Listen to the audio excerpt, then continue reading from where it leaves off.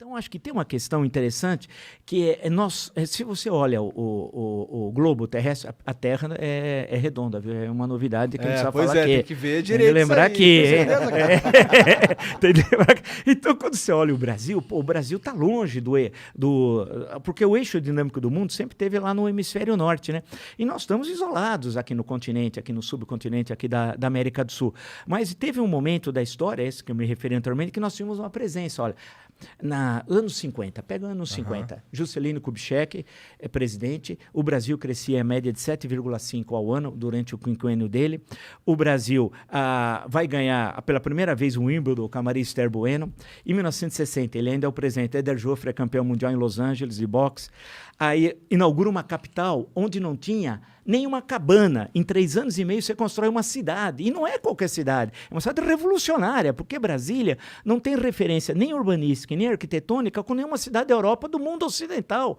Você veja as colunas do Palácio da Alvorada, não tem as referências greco-romanas, como tem qualquer país da América ou da Europa. Aqui foi um outro mundo. Havia um otimismo tão grande que nós seríamos o país do terceiro milênio. Era o que se pensava à época. O cinema brasileiro foi o cinema novo, presença internacional, a música, a arquitetura, a literatura, nos esportes, o Brasil era moda. E onde a gente se perdeu? Aí, essa é a grande pergunta. Onde é que nós nos perdemos? Quando chega os anos 80, aquele modelo de crescimento durante a ditadura militar, o Brasil cresceu muito. Teve todos os horrores políticos, eu escrevi já sobre isso, tem um monte de coisa, mas tem o lado econômico, o Brasil nunca cresceu tanto como naquele período. Então, se você pega 1968, o pessoal fala que o milagre econômico é até 73, quando vem a primeira crise do petróleo. Mas é maior, é até 78. Então, de 68 a 78, o Brasil cresce a taxas altíssimas.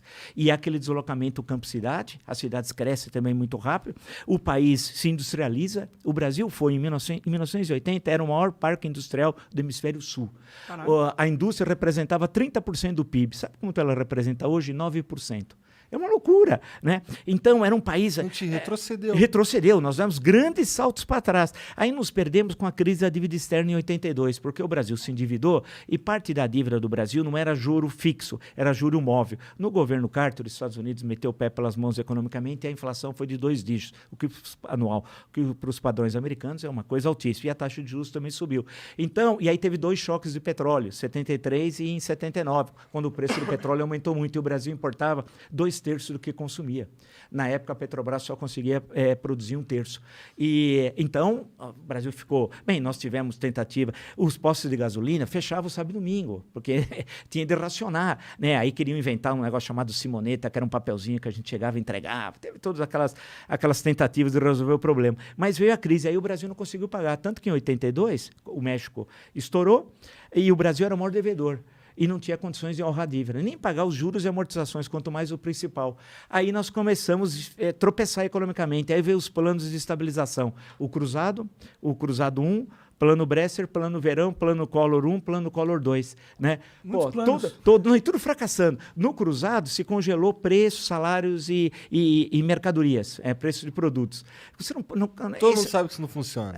Mas na época foi um sucesso. O primeiro mês, deu certo no primeiro mês. Foi assim, olha, porque a inflação era muito alta, então de uma hora para outra os preços pararam de subir. E como o pobre é que paga a conta da inflação, porque o salário dele não é corrigido, e os preços eram corrigidos. Aí, a popularidade do Sarney foi nas alturas e tal.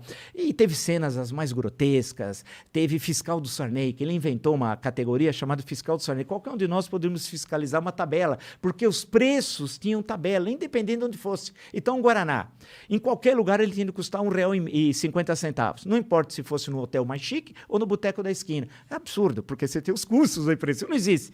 Mas aí foi um sucesso. Parece uma tática do Talibã, né? Não, era uma coisa de tentar, porque se queria resolver o problema da inflação. O que aconteceu? Não só não resolveu, como a inflação foi subindo. Nós chegamos a ter inflação de 1.700% ao ano. É que vocês não viram e muitos, os que viram, esqueceram. Nós chegamos na primeira quinzena de março de 1990 a ter 84% de inflação em 15 dias. Era aquela história que você precisava pedir 2 chopps, porque se você pedisse agora, meia hora depois estava mais caro. Porque 84% em uma quinzena é uma loucura. Eu lembro de um comercial da Casa e Vídeo, dizendo que poderia comprar a prazo e era apenas 50% de juros. Não, porque nós chegamos para a inflação, era uma loucura. Então, aí todos esses planos fracassaram e a inflação não parava de subir, a economia tropeçava, né? Mas mesmo assim as empresas funcionavam, o que mostra que o empreendedor brasileiro é nota 10. Porque você imaginou como é que você ia comprar do teu fornecedor, se a inflação a mensal muitas vezes era de 50%, você comprava aqui, mas na hora que você ia vender, já o preço já tinha subido. Então, você tinha dificuldades assim de controle de estoque, era uma coisa assim tenebrosa. Aí veio o governo Itamar Franco, que ninguém lembra, foi o melhor presidente dos últimos 50 anos do Brasil, o Itamar, durante 2 anos e meio, que ele era vice. Transição, inclusive. Período de transição, aí vem o Plano Real.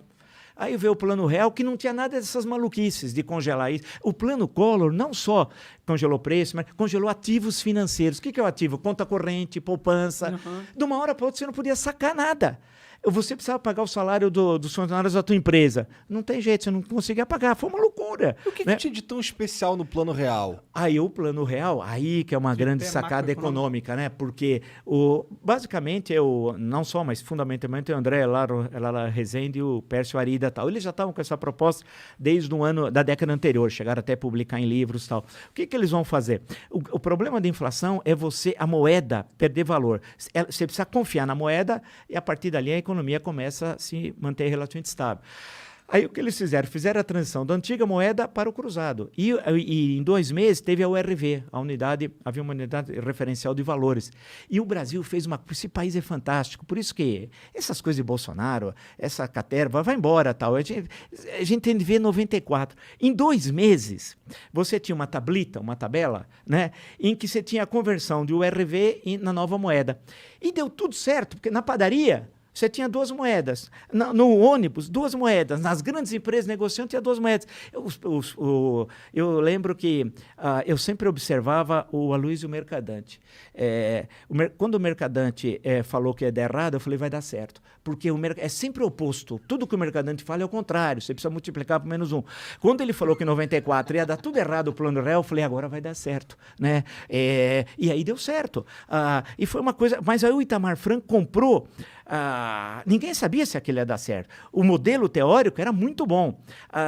E deu certo. Tanto que o dólar começou a ser cotado. É bom lembrar que você comprava com 0,86 centavos de real $1. Era o contrário. Era assim. E conseguiu organizar a economia de uma tal forma e a moeda passou a ter valor, que nós não tínhamos, porque a gente não sabia. E aquilo foi uma coisa fantástica. Não tinha reeleição à época, a reeleição é em 1997, mas o Itamar Franco, que o Itamar tem aquele jeito, não era marqueteiro. O político precisa ser marqueteiro. Você não precisa só fazer bem e ser um bom presidente, você precisa mostrar que faz bem. Isso é essencial. É aquela história, não basta ser honesto, mas ele parecer honesto. É um negócio complicado. E o Itamar conseguiu, ele teve vários ministros da Fazenda, vale lembrar, né? O último foi o Ciro Gomes, que ficou como ministro da Fazenda, já no segundo semestre de 1994. Ele foi um bom ministro da Fazenda? Foi, porque naquele momento era a implantação do Plano Real e ele substituiu, houve um problema com o Rubens e Cooper. Aí ele substituiu, conseguiu segurar, porque ninguém estava acostumado aos preços não subir. Porque era uma coisa já inata. O sujeito recebia a coisa na loja, já pegava aquela maquininha, já né? Aí, estabilizou. E aí a inflação foi caindo, voltando a níveis aceitáveis, né? E aí isso garantiu que o Fernando Henrique fosse presidente da República. O Fernando Henrique deve levantar as mãos aos céus a 2 coisas. Um ao Plano Real e outra a coragem do Itamar Franco. Porque o Fernando Henrique era ministro das Relações Exteriores. Não era da Fazenda, quando veio o Plano Real, antes de vir, estava chegando o Plano Real. Aí o Itamar... Houve um problema com o ministro da Fazenda, o Itamar, ele queria substituir e pensou no Fernando Henrique. Ligou para ele estava em viagem internacional, nesse momento estava em Nova York, que ele era ministro das Relações Exteriores. Falou, olha, Fernando Henrique, eu queria te consultar, tal. Ele falou, não, eu não quero, não aceito, em hipótese nenhuma, ser ministro da Fazenda, tal. E o Itamar falou, mas aí tem um problema. Ele falou, qual? Já está no Diário Oficial, cara. Já saiu. Você não é mais ministro das Relações Exteriores. Você vai chegar aqui, você viajou, ministro das Relações Exteriores, você volta ministro da Fazenda. E aí começou a implantação do Plano Real, do qual, politicamente, ele acabou hiper favorecido, né? Tendo em vista que hoje, né? ele tinha dificuldade de ser, ele era senador, de ser reeleito deputado federal. Ele sabia que o Senado ele não tinha chance em 94.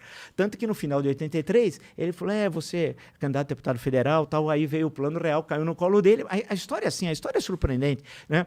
E aí ele em junho de 94, o Lula estava em primeiro disparado, né? E aí lança a candidatura dele e ele ganha no primeiro turno. E em 98, ganhou outra vez no primeiro turno, as 2 vezes do Lula.